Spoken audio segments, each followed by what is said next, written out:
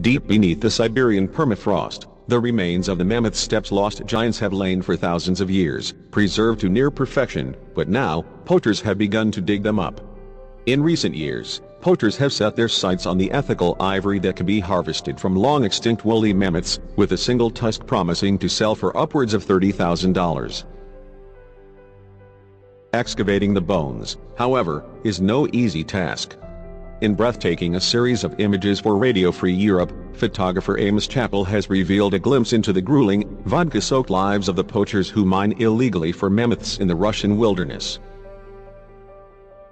Woolly mammoths roamed the northern hemisphere for thousands of years, before dying out after the last ice age.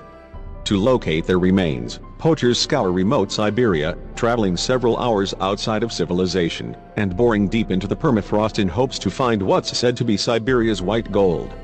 And they must evade police patrols. The mammoth hunters endure months of freezing temperatures, the threat of bears, and plagues of mosquitoes in hopes to find something to make it all worthwhile. A 65-kilogram, 143-pound mammoth tusk can fetch as much as $34,000, according to Chapple. And a woolly rhinoceros horn can go for $14,000, to be ground into powder in Vietnam and sold as medicine. Despite the high stakes, there's no guarantee that they'll find what they are looking for.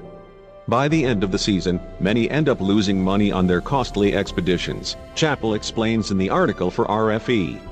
Over the years, the tuskers have developed several tactics to find the hidden treasure buried in the permafrost. At first, they turn to sharpened sticks to feel around the ground for signs of any bones that could be underneath. Now, many instead use water pumps, with which they extract water from the river and blast it directly into the land to carve away at the permafrost.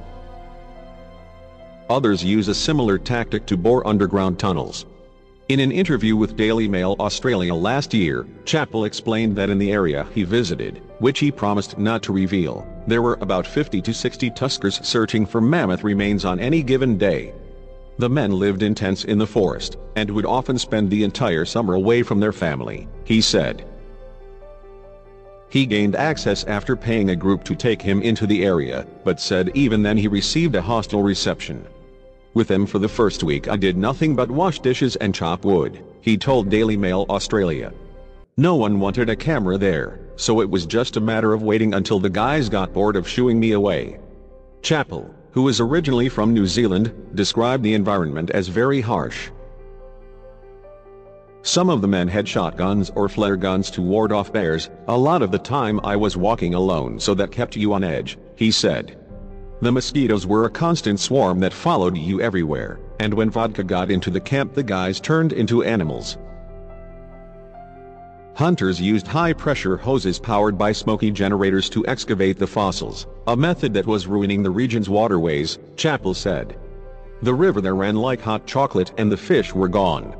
If this method of extracting the tusks continues to spread, that ecosystem is screwed.